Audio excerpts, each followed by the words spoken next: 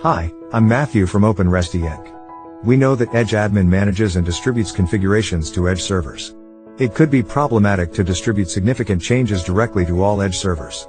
To solve this problem, we mark some Edge servers as staging servers. First release changes to staging servers, and then release them to all servers after testing. It is our topic today, staging servers. Let's go to the OpenResty Edge's admin web console. It is our sample deployment of the console. Every user has their local deployment. First, let's see how to set up gateway servers as staging servers. Click the tab Gateway Clusters to enter the page of Gateway Clusters. Here we have a gateway cluster with 2 gateway servers. Now we want to set up these 2 gateway servers as staging servers. We can achieve this in 2 ways. The first is to set up the whole gateway cluster as a staging cluster. Let me show you how to do this. Click to edit this cluster. Here is a switch to set up whether a cluster is a staging cluster. This switch is off now. To make the cluster staging, you need to turn this switch on. Click to save this change.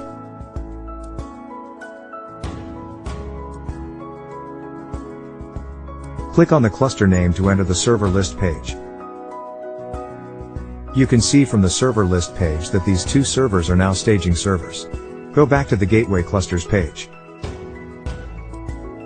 The second way is to directly set up a gateway server as a staging server. Click on the edit button again. Turn this switch off. We see that there are switches under each server to set up whether a server is a staging server. Turn this switch on. Click to save this change.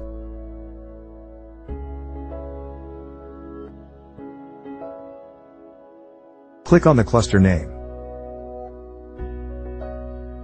You can see that the first server is still a staging server. The second server is not.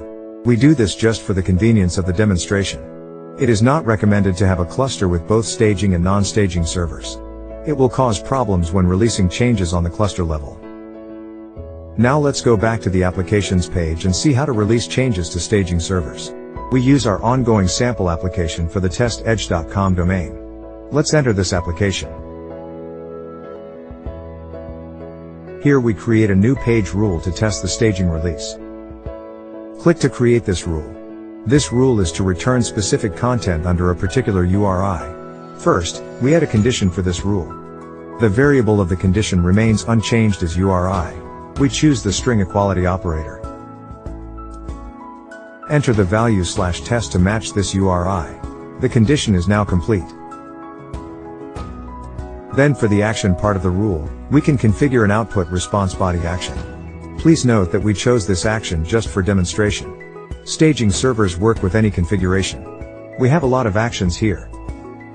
So better search for the output action. Select the action output response body. Select text/plain as the content type. Enter hello world as the output response body. Click this option to insert this rule before any other existing rules. Click the Create button to create this rule. You can see that the rule is already there. The last step is to make a new configuration release. It will push out our pending changes to our gateway servers. Let's click on this button to make a new release.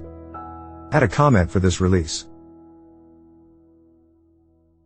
To do a staging release, you need to turn on this button. All staging servers are listed here. Ship it. Now it is fully synchronized. We still see changes we just made in the list of unreleased changes. This is because changes have not been released to all Edge nodes but only to staging ones.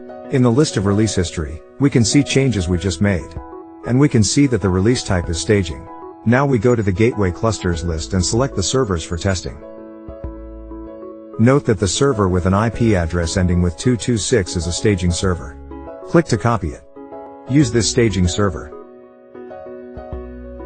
Send the request. We add an enter as output to make the output clear. You can see hello world as the response. Now let's test with a non-staging server. Click to copy the server with the IP address ending with 213. Use this non-staging server.